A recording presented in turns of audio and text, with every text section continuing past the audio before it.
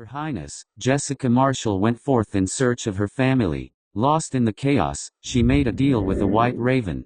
All my life I never once believed in the notion of miracles, biblical prophecies nor the need to find religion. Even at the unsettling sight of his grand armada escape out of the colossal mushroom clouds, even when I saw him triumphantly emerge unharmed out of the scorching flames, a remarkable miracle, I still refused to believe it, and now for the second time Augustus has showed me a revelation. My cousin, the first American emperor, has returned. From where I do not know. He comes back to us as if the people of this country never tore his body apart, still youthful in appearance and enduring with a will to power made flesh, just as magnetic as I remember. When I finally fell asleep that night after seeing him, his crystal desert eyes blaze red on a field of wild flame. I saw an inexorable gaze. I saw the beginning of the end of all things.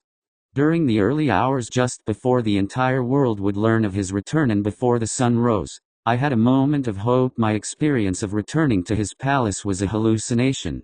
7 years ago I saw its foundations burn to the ground, and I was not alone. A great and unforgiving mob of angry people stripped everything down to the last pillar. How does it stand again today? How could this be? Great America, he called it. A palace notorious for rumors and blood on the walls. I hoped to anything it was a hallucination.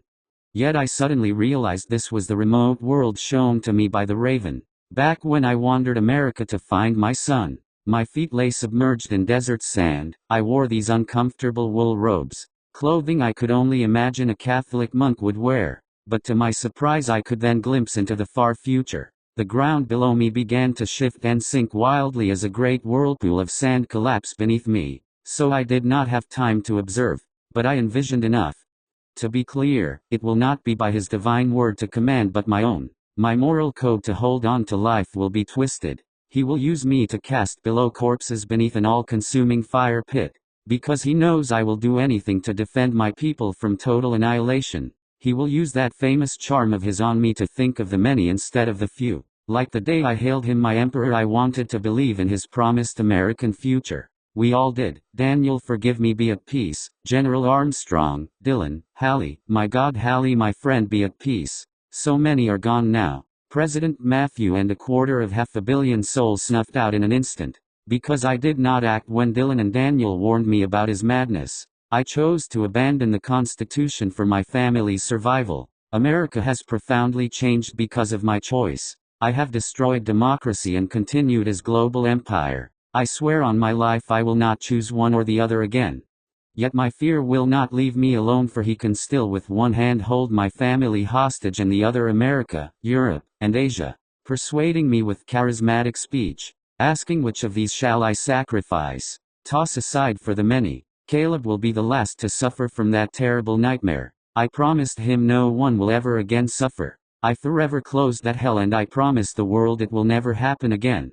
Yet still there's a question I have not found the answer to. What of the white raven? What part does it have to play in all this? I am at the center of world politics. It can't be a coincidence it has found me. This mythical white bird scares me. The moment I saw it perched upon a tree, I knew nothing good followed it. Yet the pale raven predicted I would see my son again. My son Adam the younger would be in my arms alive. Would this bird have the power to take him away? Will this demonic creature use my family against me? I have little doubt. I promised this creature time. I signed his deal, and now I have no time of my own. 7 days in December. I pace in a circle like a nervous wreck at the footsteps of the great America Palace entrance. My worry on the coming coup worsened my resolve. Yet I do not care if my staff or his soldiers see me like this. The stakes are too high for a misstep. Charles, love, returned to me quickly. Without any of the usual pomp and ceremony the leader of the free world is accustomed to, a tall yet quiet man enters the palace grounds. The United States President Charles Power simply walked alone and met me by the top of the palace steps, answering my prayers. Jessica's head of state lodgings. In your cousin's Caleb's reign, when he took the grass crown for himself, all anyone could hope for was a chance to live another day, to hope soldiers in the night wouldn't take them from their beds. Jessica, I never wanted you to continue the American monarchy, to solely guide a nation with such immense history. Things are so different from 7 years ago. It was Augustus who enticed us all to absolute revolution.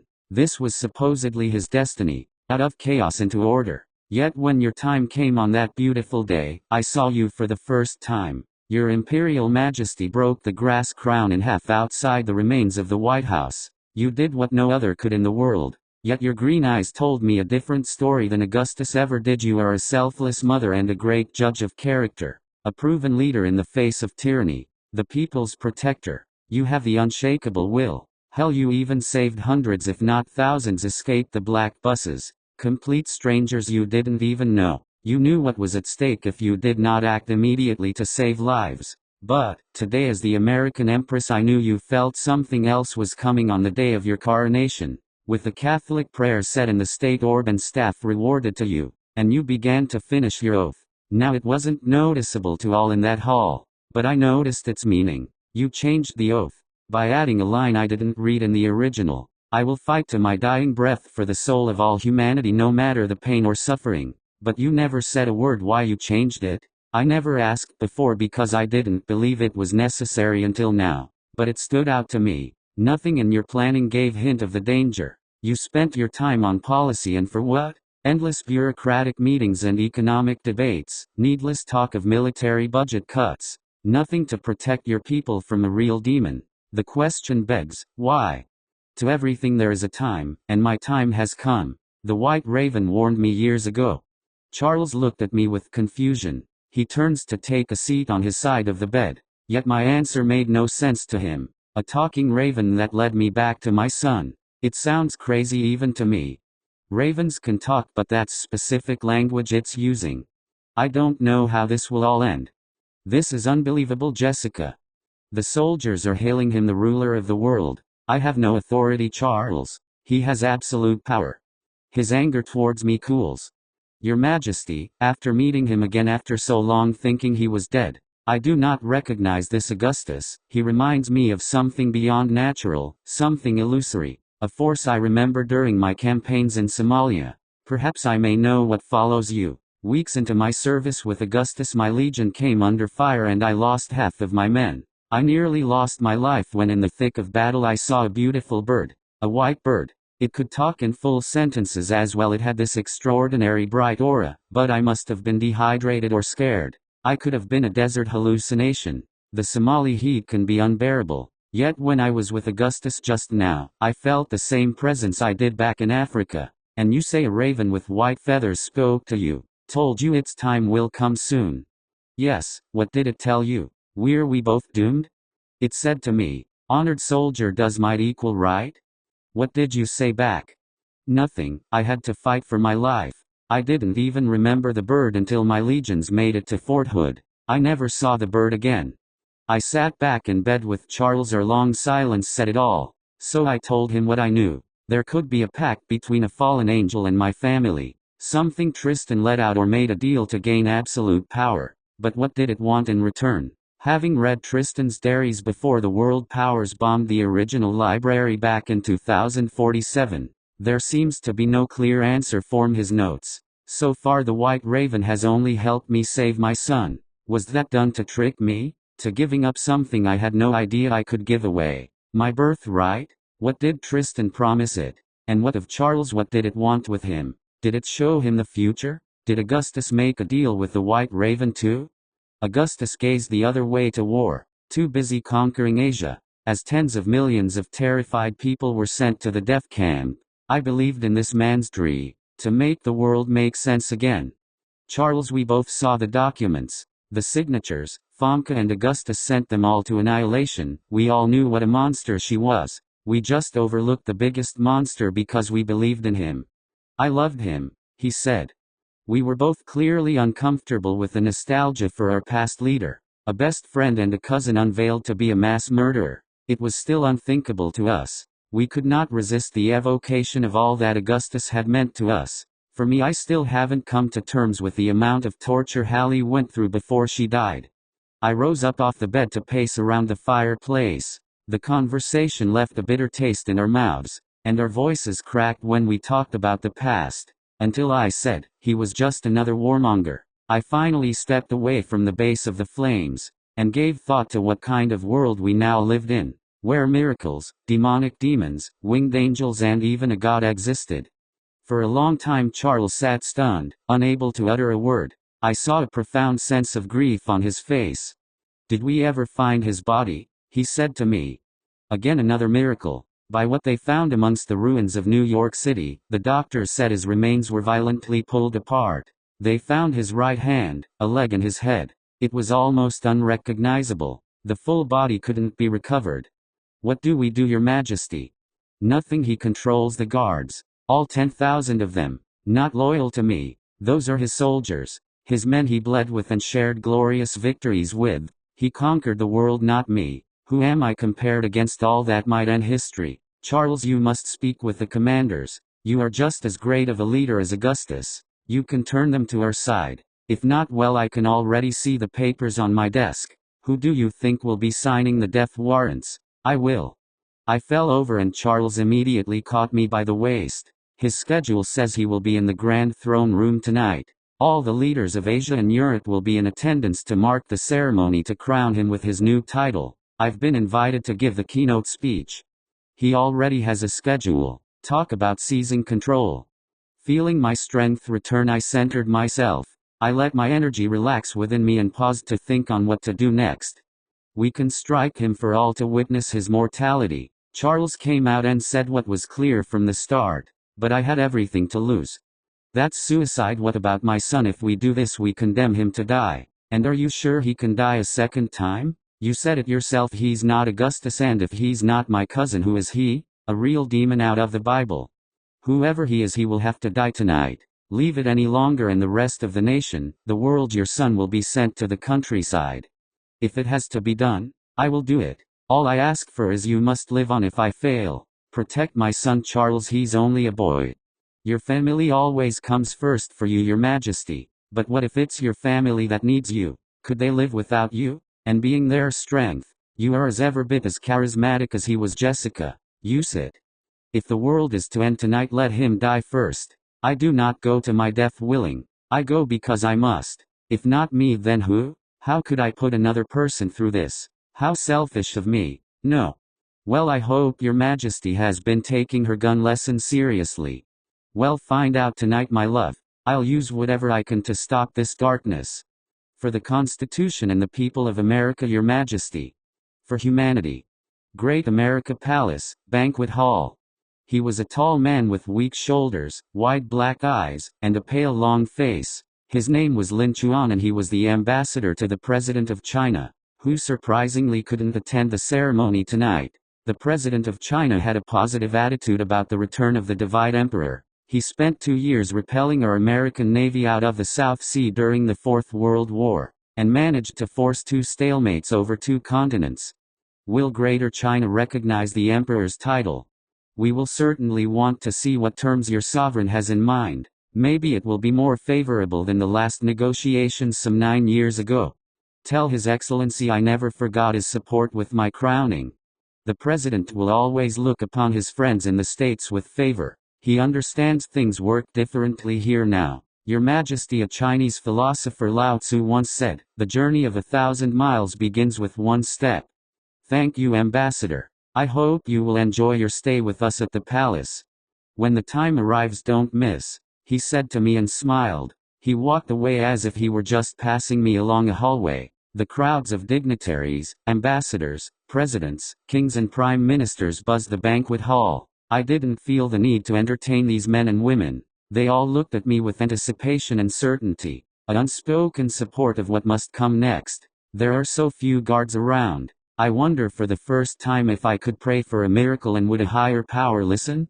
I left the US President, my husband, to make the necessary arrangements in case I do not make it past his soldiers. The federal government is to fight on until the last man. I called on anyone able to hold up a weapon. It was not unheard of to see even child soldiers fight in the Fourth World War. Why not the Fifth? Charles could raise the Marines in my favor. But I knew Augustus, him and his father had a hold over the military. He knew their language. Charles does have Congress. They will back him, that I am sure. His father, Congressman Joe Power, will stand up for the Constitution. But the federal courts are still all Augustus appointments.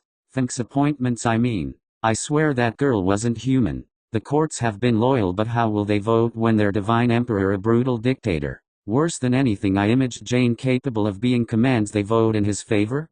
The future is so uncertain, or what if it isn't? Could my vision of that remote world be real? Yet I did not stop him when I saw him leave, to tell Charles how much I loved him, that we're having a baby. I pray he makes it back alive. As I started my way back to my apartments, I heard people approaching. I saw long shadows spill down a 4-column hallway, followed by heavy footsteps approaching in my direction. My personal bodyguards find me. The U.S. Praetorian Guards, they hailed me once. "Hail your Imperial Majesty. Commander Austin." "My Empress, you've been summoned to the Divine Emperor's private apartment." "I have little time, the prince will be returning soon. Tell his Divine Majesty I will see him at the ceremony." "Your Imperial Majesty, the prince is well guarded. You have nothing to fear. Please, I pray your Imperial Majesty finds the strength to overcome all your perils and save us all." "Sir, I get your meaning, and I will meet the Divine Emperor now." Augustus' old quarters, the Jane Marshall wing. The hallway leading to Augustus' residence had a dreary air, as if something burnt. All along the hall perish small vintage lamps. They light my path to his office. It's been so many years. This place is an exact copy of his father's study. I remember being here on an unannounced visit to confront Jane. I begged and screamed, demanding she condemn the calls to civil war, but even in my anger Tristan's study stood out. I remember a lot of Brown. Augustus was always there playing Navy war games and reading with his father. Tristan had a vast library. The Marshall collection, mostly American naval history. I never really thought about it until now just how much they were alike. Were there any books about how to commit mass genocide?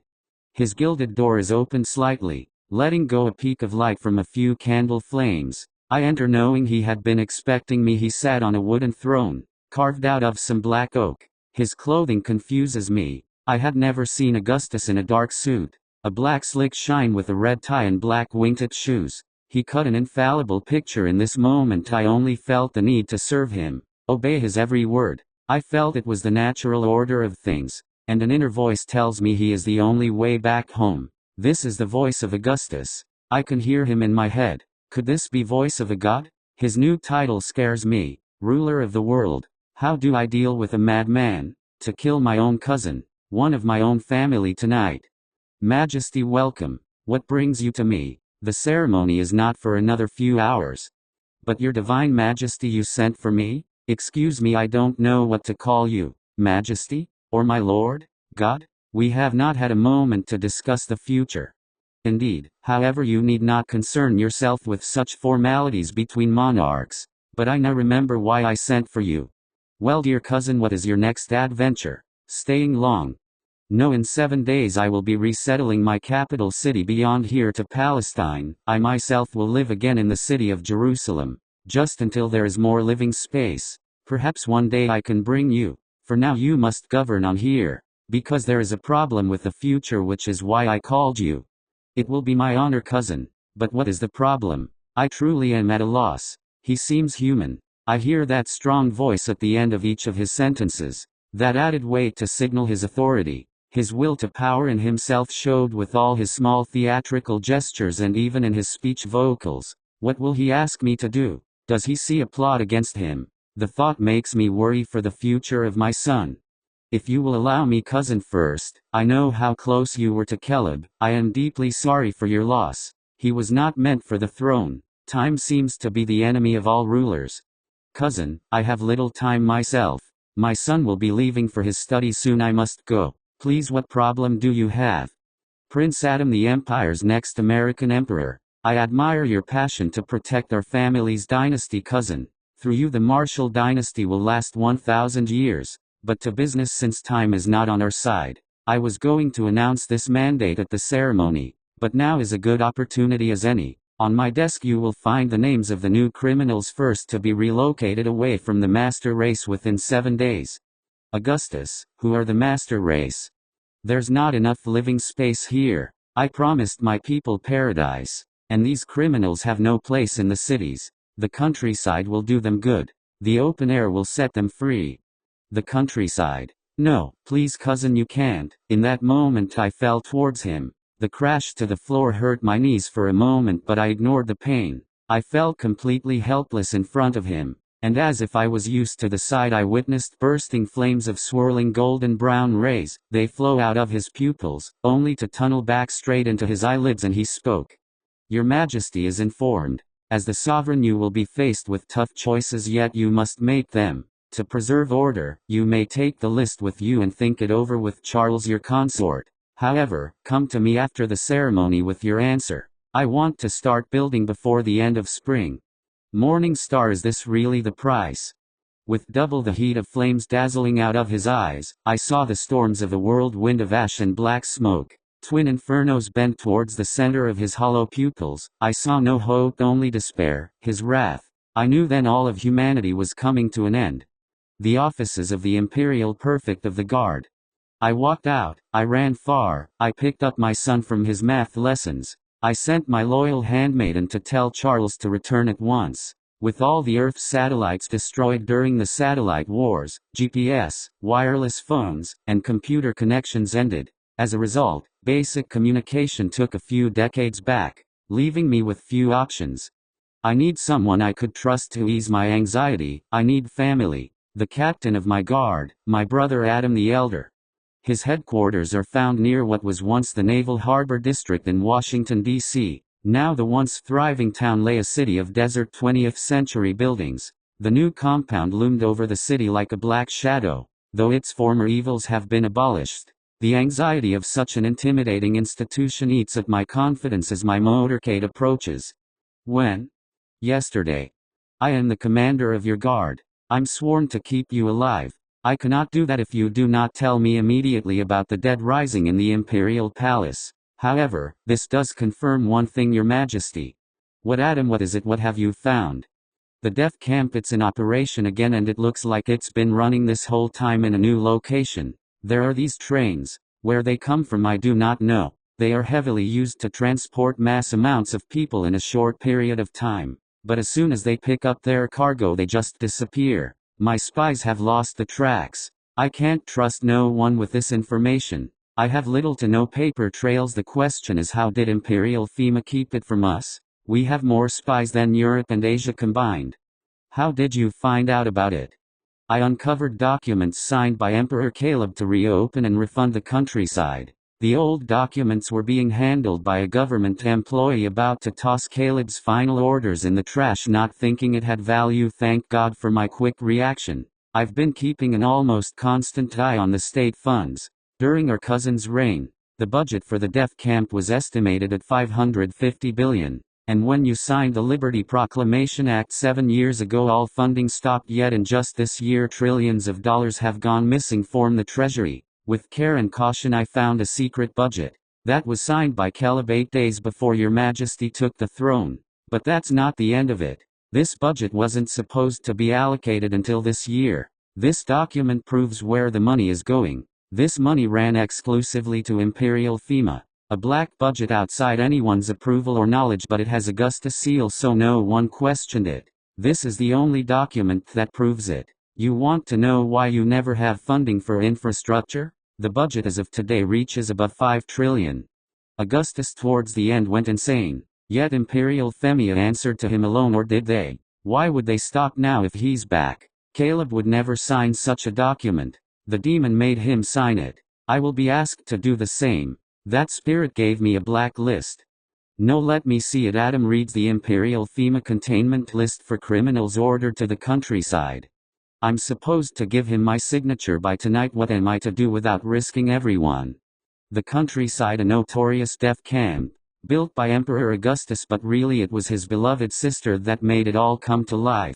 I happened to tour that terrible dungeon in the fall of 2064, the day after it closed. There's evil there. I felt it in the small spaces, the cramped brick and wooden barracks. Poor Hallie, she didn't deserve to die in a place like that. The filthy hospitals, the pit burners, a real torture chamber on earth. I wanted to fade right there, but the prince, I cannot let this demon win. I wanted anyone to just tell me what decision I should make. Half the world is on this list. He ran his eyes up and down to read every name. There will be only 1,000 left. He searched his mind for a way out. We can do what we can, Adam said, leaving me to wonder. Would he sign the warrant? I won't sacrifice anyone, I finally said. So, you'll let the whole world burn? There has to be another way. I cannot bear to look at my brother, to see the expression of doubt, compromise. I find myself almost wanting to sign it. Dry the ink on that devilish paper and be done with it. I signed the deal with that raven calling itself Morningstar. Why not sign this? But could I sign it and leave my son to an uncertain future? As your imperial prefect and as a brother, please do not challenge Augustus. That could cost us everything. Humanity's future. This is bigger than us, you know that. I seem to remember a certain police officer who saw an injustice and did something about it. Shooting your emperor in the head, did his death stop anything? Did it count for nothing? Commander, I will wait for Charles to return. I'll make my choice then. Whatever I choose, Captain, take care of the prince. Make sure he changes his clothing after basketball practice and eats, and make sure he doesn't just lay around all day. Very well, Your Majesty, I will keep your family safe. There's something else I want you to do. I live to serve Your Majesty. I want you to go to the Imperial FMFA headquarters and shut that place down. Do you have any men left? Just government employees and volunteer guards I can't trust. Then you must go alone and put a stop to that evil place. Burn it all. It's just money. We'll find a new system. Take away the funding you take away their means to bribe those too weak to care about humanity's future. You would end the monarchy. I will do what I must, Adam.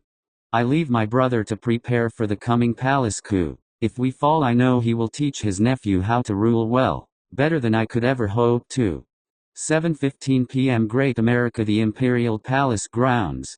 I by chance make it to the gilded gates of the palace alone. I sent my driver and personal servants home to be with their loved ones before the end. Reaching the old palace steps, I don't see any of my U.S. Praetorian guards. Yet the gates open for me and I continue to still see no one throughout the palace courtyard on patrol. Even the palace butler didn't come to greet me. What of the ceremony? Where are all the world leaders? Finally, the president's staff enter the palace minutes after I've arrived, and I command Charles' Secret Service agents to stand with me.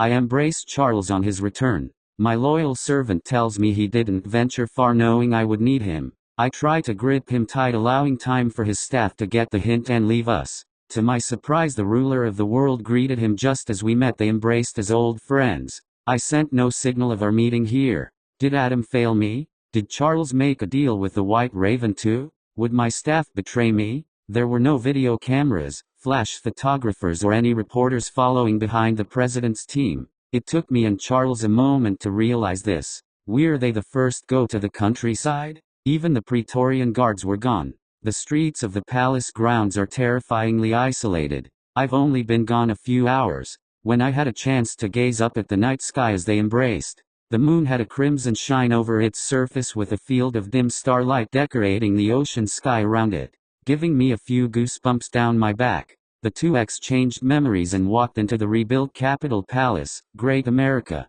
Excuse me, sire, I need to borrow my husband for a moment before the ceremony starts. With a quick hook of my right arm I rope Charles to me.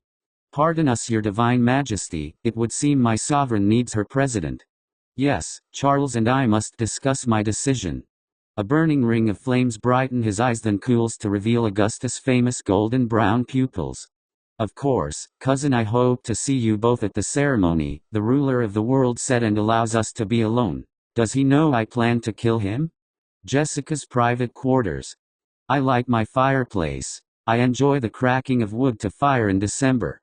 Sparking orange embers to fly, it became one of my favorite routines in the cold palace. A cup of hot cocoa and a warm blanket by the fire. Even Adam enjoyed nights by the fire. We would sit for hours enjoying the warmth. I wait. I do not want to be the first to speak, but I know he wants to show respect, to allow his empress the space to be the leader she needs to be, but I feel like a fraud. Who can I help now? I am just a figurehead to a psychopath, or worse, a real demon.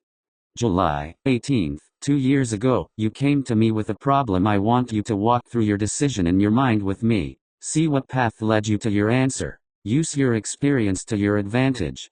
Andrew P. Gass, the first elected United States president after the Fourth World War and Augustus' reign. The man I sentenced to life in exile. for trying to reopen the countryside, but it was not easy coming to that judgment. I had just abolished state and private prisons and outlawed the death penalty. The army wanted him sent there to see the horror. The people also called for his death and they voted for him. They actually demanded it. They wanted to give him a taste of where he sent people. They banged on my palace gates, calling and shouting, "Kill him, now, he's wicked, off with his head, might makes right." On that day in my study as I heard their protest, while I hovered over the case minutes away from all-out rebellion, I was having conflict with my decision, yet in the swirl of chaos I swore I saw them then. Who Augustus? I'm not crazy, Charles. I saw Augustus appear before me right when I made my choice. He came in like a full-flesh specter, dressed in a fine fleet admiral's uniform, the pitch-black cotton pressed to fit well for a marshal. Augustus inherited a regal stance. A teat learned from his mother. He did not say a word to me. With his hands already dry with blood, he took my signature pin and signed his name on the death warrant. Soon followed Famke and just behind him his stepmother Jane. They all had a totalitarian nature. Have you ever heard what Lincoln coined about power? He once said, "If you want to test a man, give him power. A person's true nature always shows itself in the end." Charles said to me, reassuring me he understood the burn of high office. Can we say that about Caleb? Was that Caleb's nature? He was good. I will not allow his memory to suffer. I broke. My knees claimed down on my body weight as if I weighed a ton. The choice I am faced with: why must I bear this? I don't want to be empress, but I remembered who got me through it. You saved me, you helped me make the right choice. Without you. You're saying you would be like them? They had a choice. They did not listen to anyone. You did. Augustus had a lot of good generals and he didn't listen. Caleb survived the countryside only to come back and refund it. Charles, I cannot sign the warrant. I won't. I know you won't. The choice will always be there. Make it every time. Trust in yourself, Jess. You will make the right one again and save us all. Now Your Majesty, the ruler of the world, is expecting us for the ceremony. I must go and entertain the world leaders while you create the show that will end this drama. What about a plan? You were right. His control over the army is too strong. It will be up to us to get in close. Don't worry, I won't get into trouble. Not without seeing my daughter born first. You know? Wait, how do you know it's a girl? Dr. Bright told me just before he boarded the train. See you when I get back. Your daughter and I are looking forward to it. He knows about the trains. What are we going to do? As Charles went his way to the dining hall, I used a hidden passageway linking my room with all the rooms in the palace. It was a classic Augustus design, only I knew I will use my sniper to take him out at a distance, but in my heart I know the king of the earth will know I'm there. I gave it a quick I don't care thought and unlatched my hidden door. I enter quietly. The tunnels are dim with little ceiling lights above. I make it to the door leading to the ceremony hall. It's dark as a cave. Where are all the servants? I can just make out the lit fireplace at the center of the hall. A few portraits on the walls, and I saw a few stacked chairs. Yet he was not here. No one was. If not here, where? I searched the palace, which felt empty the more I roamed the throne room. His chair is gone. My mind races like a mouse on a spinning wheel.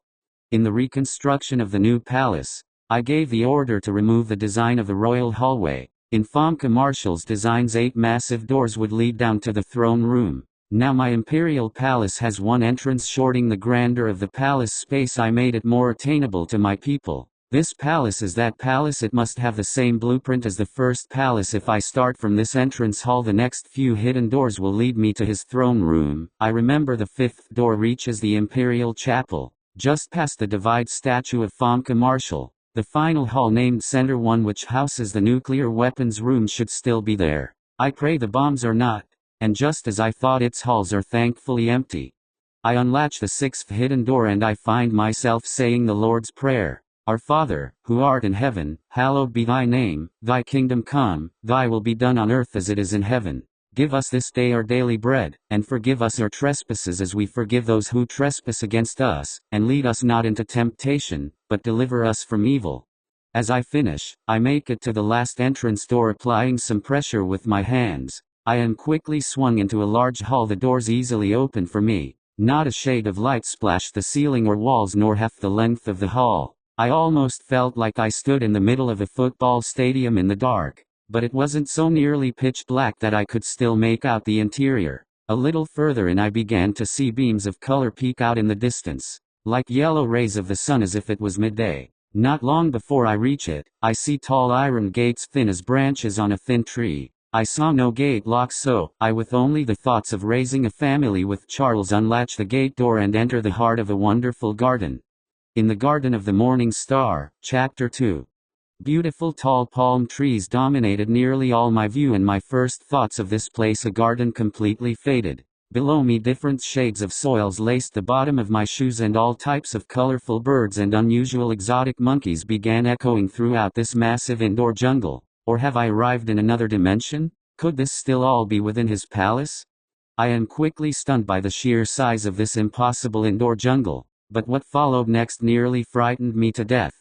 After some time of wandering this impossible forest, I make it to its clear end and a vast beach opens before me. The moment I noticed the sun high above me, I knew then I was in another dimension. Where am I? In the hazy distance, I hear the crashing of ocean waves and the silhouette of clouds beyond the beach's horizon edge. The walk to the crested shore wasn't far, yet I felt compelled to go there. The sand was caressed and cool, and I found myself enjoying the pace to the shore. The howling of the ocean felt peaceful and the quiet breeze wonderful. I nearly forgot about my mission, but the danger of the return of the American Emperor, the danger to my son's future, the danger to the world if I did not find Charles and slay this demon tonight kept me from running. As I saw all that was in this place, I found a wooden chair. It was a simple piece with a velvet cushion. The chair sat just close enough to be splashed by the waves. I left the chair where it was, and I walked along the shore, letting the waves splash my feet. Where the hell am I? The sea stretched away to the east, to rise into a sharp bright horizon against the fulgent sky. I saw no life, not a single bird or beach crab, nor the splashing of the waves anymore, for now not a breath of wind was stirring. Curiosity, I felt the shifting of the sand beneath me and felt as if I came within seconds of another revelation. Only a slight moment of quiet interrupted my pause to walk further. Beyond the margin where the ocean met the shore was a tiny pocket of air jutting out.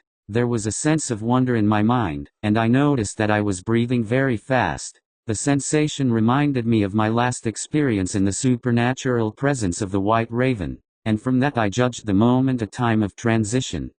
Feet from the shore I heard the echo of laughter and clamor, and saw a colossal man burst out of the water viciously. The current continued and I was splashed with waves again. I locked my sight to the magnificent man soaring ever higher until his frame matched the sun's line of sight and I could see no more. I ducked my head to escape the sun's rays, yet I did not have long to wait, for the colossal man descended towards me. To my surprise, the blonde-haired man without clothing landed just feet from me and took no interest in me. He walked along the sand to reach what I couldn't believe I missed, a net in the fashion made for volleyball. A plain ball lay adjacent to one of the two steel poles holding the net together. Let us tell you about our home, about where we come from, a realm bright and beautiful, a home of joy, not of sorrow. There it shines, it shines, it shines. There it shines, it shines. Into eternity it shines. Our cities are made of wood and stone. We live in oh high paradise. Above, beyond here, lay our Father's house. To reach such an awesome height, fellow, the morning star, he is the heir to godhood. Come take his hand, he alone is worthy. Short pause. Long ago we took up arms, our paradise lost, our pride found us searching. More favor, more praise, more authority, he will not forgive, so we must win, to reach our way back home. Hi Father, we will come back home. Long pause. Our sandals have crossed the natural world. Remember, we are the many, yet the days have been too long. Forgive, forgive, your morning star. O high almighty star, please heavenly Father, before the end, forgive, forgive, your morning star. To everything there is a time. Our time has come. Judgment Day has finally come. We are Legion. We are the master race and we will find our way back home. Monday, Chapter 3.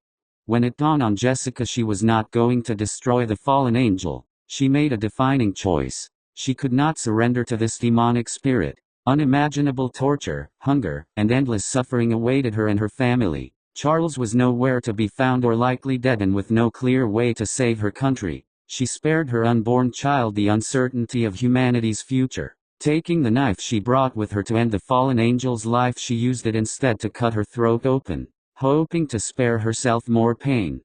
To her surprise, a wall of dazzling light seized her, silencing her cries, vaporizing her pink flesh, her entire skeletal body, reaching inward towards her mortal spirit until it too turned into something resembling dust. Then a long quiet followed. When she awoke a few moments later to glimpse her afterlife, she is greeted up by her cousin, the ruler of the world. She gazes up at him and felt the skin on her hands had life again. She quickly knew it was only seconds ago her life hung by the thinnest of threads, yet she felt more awake and live and healthy than she had ever been. A great tornado swirls towards the ruler of the world's eyes as dual infernos, bursting with heat and smoke to match their new surrounding cloudy sky. Welcome to the countryside. In her darkest nightmare, Empress Jessica Marshall begged the man she once called cousin for mercy. Please, Morning Star, where is Charles? Jessica Marshall, what is good? All that gives the soul pride in the individual, the will to life, godhood itself. What is bad? All that is and was. What is happiness? The return to one's home, that death is overcome. My dear, to everything there is a time, a season, and my time has come. With the end of his words, the ruler of the world's full body began to beam the purest white flame Jessica could ever hope to perceive. No words were spoken between them. Jessica watched in awe and terror of the real demon before her. Was she in a demonic realm? Or really in the deeply feared death camp code-named the countryside?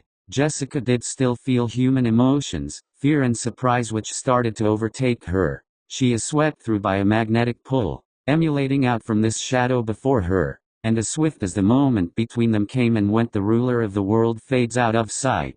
Jessica is left to witness her new reality. The frostbite itching up her toes had little time to nag at her nerves, but only momentarily, for Jessica now soon realized she was naked in the middle of millions. Her thoughts began to collect and focus. The side effects of returning back from wherever she traveled began to go away. The first sounds she allowed herself to hear were far-off screams and violent yelling. No one had noticed her on the dirt ground. German shepherd dogs bark in the distance, and a heavy smoke reaching for miles swirled through the air, forcing Jessica to cover her nose. During her time in the abandoned church with Daniel, she learned the smell of dead bodies, and she kept the smell from turning her stomach. Before her, throngs of exhausted people on a massive scale line up in columns of 120. They traveled in one direction towards a two-door gate. The winter open sky compound seemed to never end. It very well may be a whole state, if not another world, much like the first countryside, which expanded the state of Texas.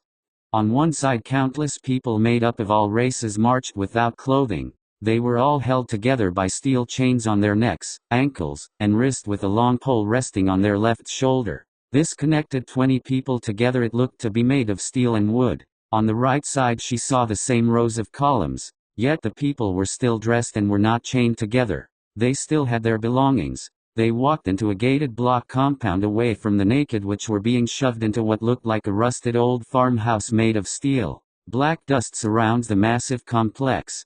Jessica felt the fright in the air as dozens are violently led by 10-foot-tall armored men with pale wings and with leather whips clutched around their hands. Even at her distance, Jessica could not calm her anxiety as her heart pushes at her chest, alerting her spirit to what the body already knew. Yet what looked like millions went in there anyway, into an unknown fate. But Jessica knew the only thing waiting for them in there is pain. Admission to the countryside. I'm here, I'm actually here in the countryside. May the Lord protect me. I do my best to stand, but with nowhere to go. I stood ready for what may come for me. Do I go in there? I am left alone. I see no one approach me. They are all busy, bound to a routine, bound to death. There's only one direction here, to go forward. I will not go to my death willingly, but I have to know what happened to my child. My wound is empty. I feel it. She's gone, and my son, where is he? I pray he escaped. And if I'm here, could Charles be here as well? I will survive this hell on earth. Hallie, give me strength.